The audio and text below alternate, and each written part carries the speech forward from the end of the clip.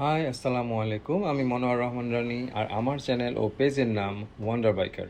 আমি আমার GoPro 10 বিক্রি করে দিয়েছি এবং নতুন DJI Osmo 360 কিনতে যাচ্ছি। আজকের ব্লগে আমি বলবো কেন GoPro সেল করলাম এবং কেন DJI Osmo 360 কিনতে যাচ্ছি।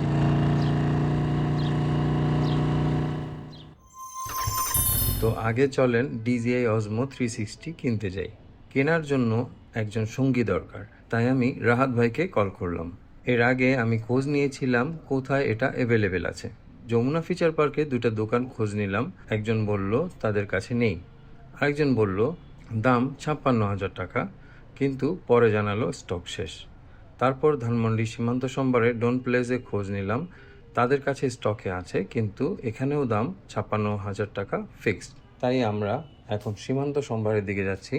রাহাত ভাই তার Insta360 নিয়ে যাচ্ছে। বাইক পার্কিং করে আমরা দোকানে ঢুকলাম। এরপর DJI Osmo 360 আনবক্সিং শুরু করলাম এবং সেটাকে অ্যাক্টিভ করে নিলাম।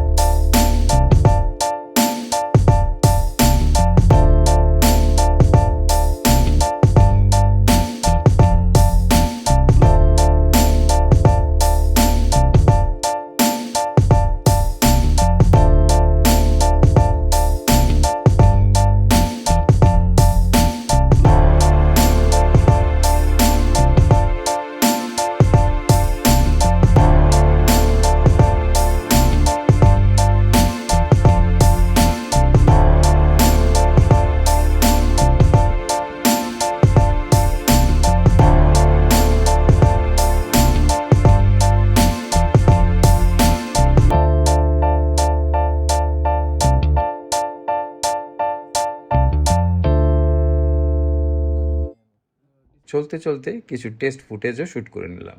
এবার আসি কেন GoPro বিক্রি করলাম। GoPro এর ভিডিও কোয়ালিটি আসলেই অনেক ভালো, এটা নিয়ে কোনো সন্দেহ নেই, কিন্তু আমার সবচেয়ে বড় সমস্যা ছিল ব্যাটারি ব্যাকআপ। আমার কাছে 4টা ব্যাটারি ছিল, দুটাতে 25 মিনিট আর দুটাতে 35 মিনিট করে ব্যাকআপ দিত। আর একটা ঝামেলা ছিল মাইক্রোফোন সেটআপ। মাইক ব্যবহার করতে হলে মিডিয়া মোড ব্যবহার করতে হতো, যেটা আমার কাছে একটু হ্যাসেল মনে হচ্ছিল। আমি আসলে একটু সিম্পল সেটআপ চাচ্ছিলাম। এবার বলি কেন DJI Osmo 360 আমাকে এতটা আকর্ষণ করেছে।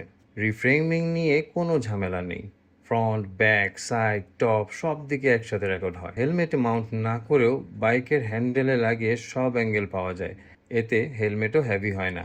ইজি অডিও সেটআপ, কোনো তারের ঝামেলা নেই। আমার টিমএক্স কমিউনিকেটর ব্লুটুথ দিয়ে কানেক্ট হয়, এছাড়া যে কোনো ব্লুটুথ হেডফোন বা TWS মাইক্রোফোন হিসেবেও কাজ করে।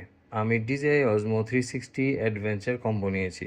এতে 3টা ব্যাটারি আছে, প্রতিটা 80 থেকে 100 মিনিট ব্যাকআপ দেয়। 105 জিবি ইন্টারনাল মেমোরি রয়েছে, যেটা ইমার্জেন্সি স্টোরেজ হিসেবে অনেক হেল্পফুল। তাছাড়া আমার কাছে 128 জিবি এক্সটার্নাল মেমোরি আছেই।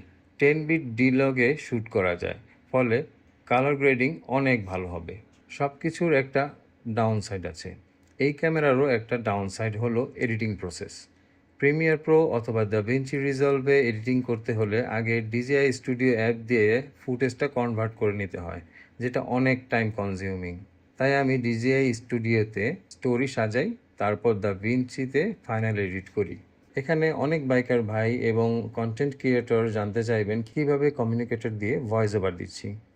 যদি সত্যিই জানতে চান তাহলে কমেন্টে জানাবেন, আমি এটা নিয়ে ফুল একটা ভিডিও বানাবো। ভিডিওটা যদি ভালো লাগে তাহলে লাইক করবেন, না ভালো লাগলে ডিসলাইক করে কমেন্টে সাজেশন দেবেন। আল্লাহ হাফেজ।